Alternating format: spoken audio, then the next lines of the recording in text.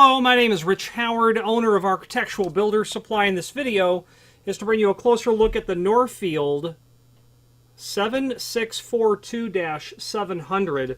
This is a utility door cart used on 1 3/4 or 2-inch thick doors. And this is a generic piece of equipment that you're going to bump into on job sites occasionally, not often. I am a customer of Norfield's for the last 25 plus years, and I use not many of their tools, but some of their specialty tools I use in the process of machining wood doors for hardware, specifically the flush bolt template guide, of which there will be a video that you'll be able to review, and then also their door restylizer, a tool that's used to be able to restyle or re-rail doors. I've used both of those tools to great success and are crucial in having a complete shop full of tools for machining wood doors. This is just a door cart. They're not the only people who make this. We sell them by another company as well. This is relatively inexpensive. This is durable, no nonsense, and will certainly and absolutely do the job. You do have to be mindful that your distance from the center of the wheel is not so great, so you don't want to tip the door very much because you don't want to hit it. And might really be best if you had a couple of people moving the door to get it so that you don't damage it, although every time I see this in use, I see a single person using it. The bottom line is if you have to lift a door and move it a couple of feet, you're probably not going to call for assistance, even though you should. But if you are on a job site and you need to move doors several hundred feet, that's just madness to have manpower doing that. You're going to want to have utility door carts. So this video is to give you the visual review, the dimensional review of the item. 5-inch diameter polyolefin wheels. I don't know what polyolefin means. I can Google search it as much as anyone else can. A durable rubber wheel.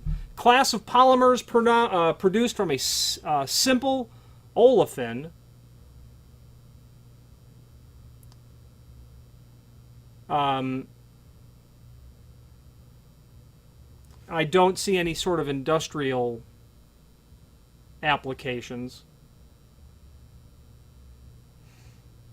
It's a type of plastic that includes polyethylene, namely low-density polyethylene. Just changing that search to uses, you'll see that the material is used in structural panels that are tough and durable, conveyance of water, piping systems, chemical or gases are commonly produced. You might want to read that, but it's just a durable plastic. Yeah, definitely considered a type of plastic and has many industrial applications apparently. Well, in this case, they're using this wheel, that material as a wheel. Does seem durable. I can tell you that it's non-marring because I've used these door carts in the past and have had no trouble with them whatsoever.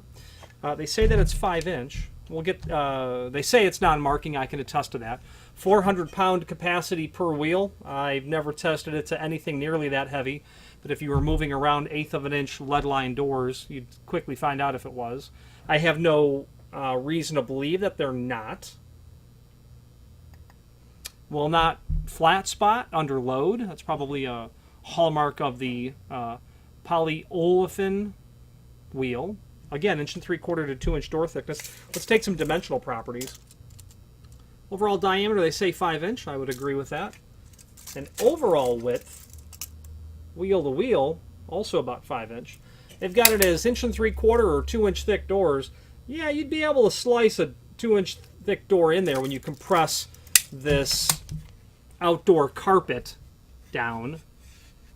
This material will, over time, come off. The glue will fatigue and break every time that it has. I've simply gotten a type of glue that's compatible with this material down to metal. I've clamped it over a weekend and it's as right as rain at that point. You use it enough and you'll wear this out. You certainly will. But you've got to use it a lot for that sort of situation. And you can obviously just simply repair it, reclamp it. I'm thinking a 2x4 and some shim stock. You'll be able to repair that. But it will fatigue and it will come loose over time. It's a maintenance thing like anything else in the world. Is not a drawback of the unit at all, in my opinion. Overall length, 8-inch. Overall height, about 3-inch. Now there is a link below this video to the manufacturer's page where you can pull up not only all the Norfield products that we sell, but a link to the manufacturer's website, as well as a link to all of the other products that are available from Norfield through us, Norfield. I do want to, if you do door work, having machined tens of thousands of doors myself personally, I can tell you that the utility cart is really nice. I can tell you that if you're doing that work, you probably want a door stand. I've never used the Norfield door stand. I've used others in the past, but honestly, you get to a point where you just make your own. At least that's the point that I got to. The other items, and I'm looking through them to give you a tip or any sort of opinion that I have on the material. Going to their door jamb and fixtures, they have a broad offering of templates that are used for cutting hinges and whatnot onto doors. Don't have any experience with that material, but I have used their MFG 50 extension flush bolt fixture. That's mandatory. If you do any sort of manual flush bolt work on doors, the MFG 51 would be that same tool for a 2 1/4 inch thick door, which would be very unusual. I've used their stylizer kit, their MFG 77 000. If you ever have to take a 3-foot door and cut it down to 2'8" or something unusual, if you stock 9-foot doors with 14-inch bottom rails and you need to come up with some 7/6 doors, you're going to need to re-rail them. And that tool is really, it's awfully expensive, but you don't have to re-rail many doors for that to really start paying off. The rest of their tools, of which they have a lot of them, you are certainly, you should be reviewing them. I personally use the Porter Cable hinge butt template kit. I use the Porter Cable, I'll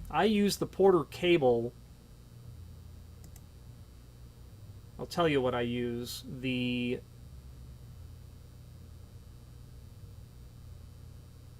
I use their 513.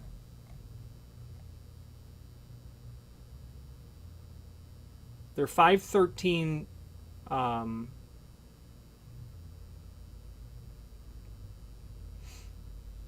their 517